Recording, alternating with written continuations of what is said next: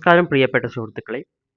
ഈ വരാൻ പോകുന്ന എക്സാമിന് നിങ്ങൾ ശ്രദ്ധിക്കേണ്ട ചില കാര്യങ്ങളാണ് ഈ വീഡിയോയിൽ ഉൾപ്പെടുത്തിയിരിക്കുന്നത്.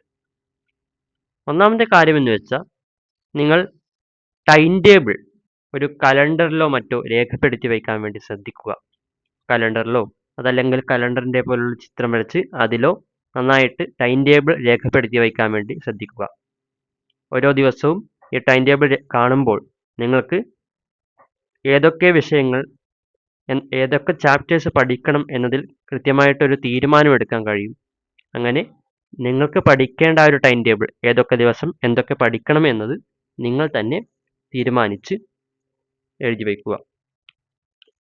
പിന്നെ നിങ്ങൾ ടൈം മാനേജ് ചെയ്യാൻ ശ്രദ്ധിക്കണം. അതായത് ഓരോ ദിവസവും നിങ്ങൾ രാവിലെ എഴുന്നേൽക്കുന്ന ഒരു സമയം എത്ര സമയം പഠിക്കാൻ വേണ്ടിയിട്ട് നീക്കി വയ്ക്കണം. കൂടാതെ ഉറക്കം, അതിനൊക്കെ വളരെയധികം ഇമ്പോർട്ടൻസ് കൊടുക്കണം. ഉറക്കമൊഴിച്ചുകൊണ്ടുള്ള, അതായത് തീരെ ഉറക്കത്തെ ഉപേക്ഷിച്ചുകൊണ്ടുള്ള ഒരു പഠനം എന്തായാലും നല്ലൊരു കാര്യമല്ല. അതിനാൽ നിങ്ങൾ ഉറക്കത്തിനും സമയം കണ്ടെത്തേണ്ടതാണ്. അതായത് ഉറങ്ങാൻ നിങ്ങൾ ഇമ്പോർട്ടൻസ് കൊടുക്കേണ്ടതാണ്. പിന്നെ നിങ്ങൾക്ക് തെറ്റിപ്പോകാൻ സാധ്യതയുള്ള ഇക്വേഷൻസോ അത്തരം പോർഷൻസോ ഒക്കെ നിങ്ങൾ എഴുതി പഠിക്കാൻ തന്നെ ശ്രദ്ധിക്കുക. നിങ്ങൾക്ക് തെറ്റാതെ ആ ഒരു ചോദ്യത്തിന് ഉത്തരം തുടക്കം മുതൽ അവസാനം വരെ എഴുതാൻ കഴിയുന്നുണ്ട് എന്ന് ഉറപ്പ് വരുത്തേണ്ടതാണ്. ഇതുകൂടാതെ നിങ്ങൾ ശ്രദ്ധിക്കേണ്ട കാര്യം, നിങ്ങൾ ഓരോ ചാപ്റ്ററിലും ഇമ്പോർട്ടൻ്റ് ആയിട്ടുള്ള ഇക്വേഷൻസും അതുപോലുള്ള കാര്യങ്ങളൊക്കെ ഒരു നോട്ട് ബുക്കിൽ എഴുതി വയ്ക്കാൻ ശ്രദ്ധിക്കുക. ജസ്റ്റ് ആ പോയിന്റ്സ് മാത്രം എഴുതി വയ്ക്കാൻ വേണ്ടിയിട്ട് ശ്രദ്ധിക്കുക.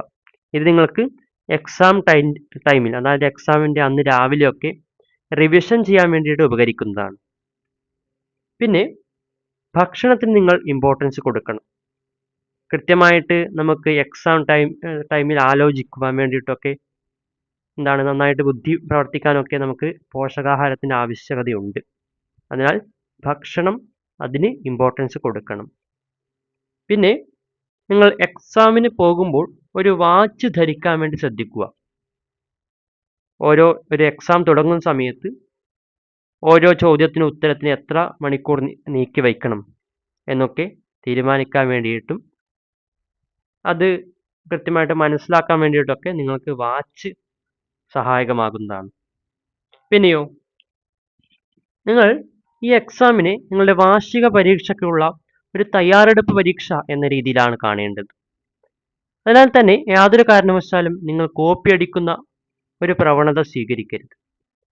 ഈ എക്സാം നിങ്ങൾ ആലോചിച്ച് നോക്കുക. നിങ്ങൾ സ്വന്തമായിട്ട് തന്നെ എഴുതിയിട്ട് അതിൻ്റെ മാർക്ക് കിട്ടുമ്പോൾ യഥാർത്ഥത്തിൽ നിങ്ങൾക്ക് നിങ്ങളുടെ തന്നെ കഴിവിനെ ഒന്ന് വിലയിരുത്താനുള്ള ഒരു അവസരമാണത്.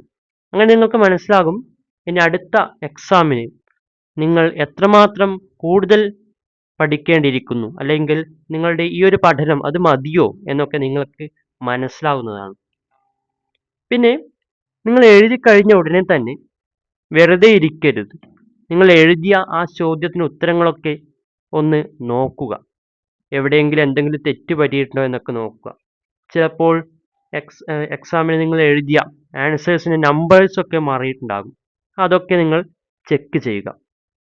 പിന്നെ നിങ്ങൾക്ക് ഉച്ചയ്ക്ക് എക്സാം ആണെങ്കിൽ, രാവിലെ ഉച്ചക്കൊക്കെ എക്സാം ഉണ്ടെങ്കിൽ അതിനിടയിലുള്ള സമയം വെറുതെ കളയരുത്.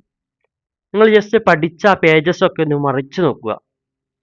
അപ്പോൾ നിങ്ങൾക്കൊരു ഇമേജ് മെമ്മറി പോലെ അതിലുള്ള കാര്യങ്ങൾ മനസ്സിൽ ഓർമ്മയിൽ നിൽക്കാൻ സാധ്യതയുണ്ട്. അതായത് ഒരു ഇക്വേഷൻ, ഒരു നോട്ട് ബുക്കിൻ്റെ മുകൾ വശത്തായിട്ടുള്ള ഇക്വേഷൻ അത് നിങ്ങൾക്ക് ഓർമ്മ കിട്ടും. ആ ഒരു പേജിൽ മുകൾ വശത്തായിട്ടാണല്ലോ ആ ഒരു ഇക്വേഷൻ ഉണ്ടായത്, എന്താണത്, അങ്ങനെ നിങ്ങൾക്ക് ഓർത്തെടുക്കാനുള്ള ഒരു സാധ്യത ഉണ്ട്. അപ്പോൾ ഇത്തരം കാര്യങ്ങളൊക്കെ നിങ്ങൾ എക്സാം ടൈമിൽ ശ്രദ്ധിക്കുക. All the best.